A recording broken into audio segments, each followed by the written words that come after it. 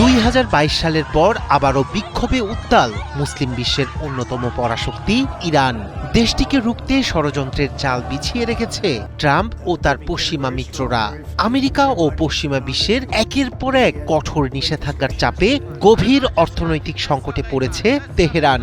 দুর্বল অর্থনীতি, বাড়তে থাকা বেকারত্ব আর দ্রব্যমূল্যের ঊর্ধ্বগতিতে ক্ষোভে ফেটে পড়েছে সাধারণ মানুষ। অর্থনৈতিক বিপর্যয়ে জনরোষে উত্তাল দেশটির বিভিন্ন প্রদেশ। দেশ জুড়ে ছড়িয়ে পড়া এই বিক্ষোভে পুলিশের সঙ্গে সংঘর্ষে প্রাণ হারিয়েছেন অন্তত 6 জন, গ্রেপ্তার হয়েছেন আরও 30 জন। এমন পরিস্থিতিতে বিক্ষোভকারীদের দাবিকে যৌক্তিক বলে মেনে নেয়ার আহ্বান জানিয়েছেন ইরানের প্রেসিডেন্ট মাসুদ পেজেশকিয়ান। ইসলামী বিপ্লবের দেশ ইরানকে দীর্ঘদিন ধরেই চাপে রাখছে আমেরিকা ও পশ্চিমা বিশ্ব।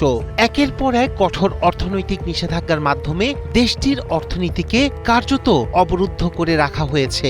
আন্তর্জাতিক বাজারে তেল রপ্তানি থেকে শুরু করে ব্যাংকিং ব্যবস্থা সবখানেই এই নিষেধাজ্ঞার নেতিবাচক প্রভাব পড়েছে ইরানের উপর। এই নিষেধাজ্ঞার সরাসরি প্রভাব পড়েছে সাধারণ মানুষের জীবনে। ক্রমশ দুর্বল হয়ে পড়েছে ইরানের অর্থনীতি, বাড়ছে দ্রব্যমূল্য, কমছে কর্মসংস্থানের সুযোগ, জীবনযাত্রার ব্যয় বেড়ে যাওয়ায় চরম সংকটে পড়েছে মধ্যবিত্ত ও নিম্ন আয়ের মানুষ। এই অর্থনৈতিক সংকটের বিরুদ্ধে ক্ষোভে ফেটে পড়েছে ইরানের জনগণ। দেশটির বিভিন্ন শহরে শুরু হয়েছে ব্যাপক বিক্ষোভ। রাস্তায় নেমে মানুষ প্রতিবাদ জানাচ্ছে মূল্যবৃদ্ধি, বেকারত্ব এবং অর্থনৈতিক অব্যবস্থাপনার বিরুদ্ধে। যেখানে সাধারণ মানুষের ক্ষোভ গিয়ে ঠেকেছে সরাসরি সরকার বিরোধী অবস্থানে। ফলে রাজধানী তেহরান থেকে শুরু হওয়া এই আন্দোলন ছড়িয়ে পড়েছে দেশটির বিভিন্ন প্রান্তে। বিক্ষোভ চলাকালে পরিস্থিতি নিয়ন্ত্রণে আনতে গেলে পুলিশের সঙ্গে ঘটে ব্যাপক সংঘর্ষের ঘটনা। সরকারি সূত্র অনুযায়ী এসব সংঘর্ষে নিহত হয়েছে অন্তত 6 জন, আহত হয়েছে আরও অনেকে। পরিস্থিতি সামলাতে 30 জন বিক্ষোভকারীকে গ্রেপ্তার করেছে পুলিশ। এই পরিস্থিতিতে বিক্ষোভকারীদের দাবিকে গুরুত্ব দেওয়ার আহ্বান জানিয়েছেন ইরানের প্রেসিডেন্ট মাসুদ পেজেশকিয়ান।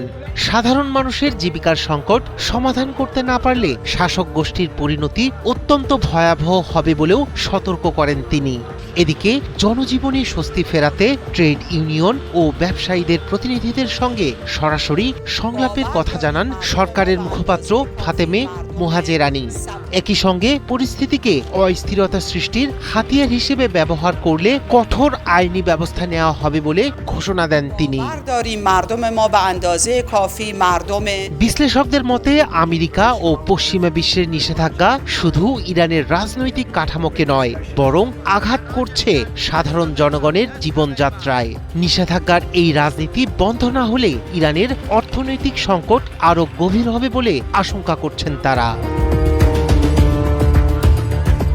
রায়হান কবির শুভ্র, ৭১।